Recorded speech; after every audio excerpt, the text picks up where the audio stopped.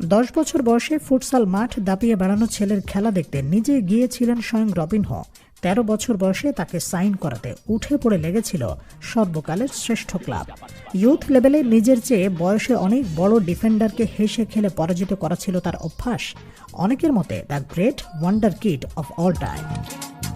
যে কারণে 17 বছর বয়সী Neymar da Silva Santos junior যখন প্রথমবারের মতো মেইন টিমের হয়ে মাঠে নামছিল, কারো মনে এ বিষয়ে কোনো সন্দেহ ছিল না যে সেই হবে খেলার কেন্দ্রবিন্দু। হলেও তাই সান্তোস ফিরল ছন্দে, নেইমার দেখালো তার চিরচেনা ঝলক।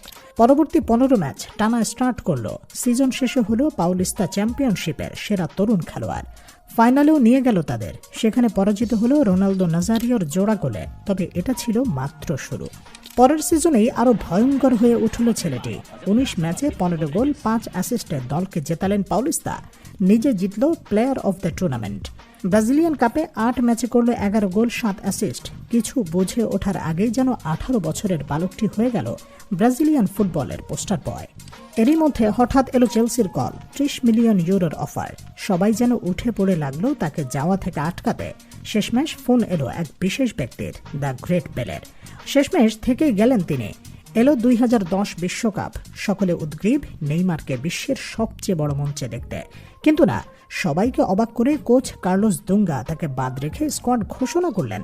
তবে এটা যেন নেইমারকে অনুপ্রেরণা দিল আরো ভয়ঙ্কর হতে। তৎকালীন ফ্লুমিনেন্সের কোচের ভাষায়, we are creating a monster. এরই মধ্যে ইউথ লেভেলের বিভিন্ন টুর্নামেন্ট জিতে আরো পরিপক্ক নেইমার। তবে তার চোখ ছিল আরো বড় কিছুর দিকে। কোপা লিবার্তাদোরাস, সাউথ আমেরিকার ক্লাব ফুটবলের সর্বোচ্চ ট্রফি। নেইমার গোল করালো। সান্তোসকে জেতালো পেলের আমলের পর তাদের প্রথম কোপা লিবার্তাদোরাস। তবে তার চেয়েও বড় ঘটনা ঘটল ঠিক তার পরের মাসেই। রোনালদিনহোর ফ্লেমিঙ্গোর বিপক্ষে ম্যাচের 25তম মিনিটে দুজনকে কাটিয়ে 1-1 পাস। তারপর 2-1জনকে কাটিয়ে গোলকিপারের মাথার উপর দিয়ে বল পাঠিয়ে দেন জালে। এই গোলেই সর্বকনিষ্ঠ হিসেবে জিতল ফিফা পুস্কাস অ্যাওয়ার্ড। বছর শেষে ইউরোপের বাইরে খেলেও ঢুকল ব্যালন ডিওরের টপ 10-এ। বিশ্বমঞ্চের নামটা বোধহয় তখনই প্রথমবারের মতো পাকাপোক্ত করল ছেলেটি। ক্লাব বিশ্বকাপের সিলভার বলও ঘরে তুলল। যেই ফাইনালে আর এক বিস্ময়কর বালক তার সাথে মাঠ মাতালো, নাম তার লিওনেল মেসি। এই দুজন মিলে ভবিষ্যৎ কি করেছিল তা নিশ্চয়ই আপনাদের সকলের ভালো করেই মনে আছে।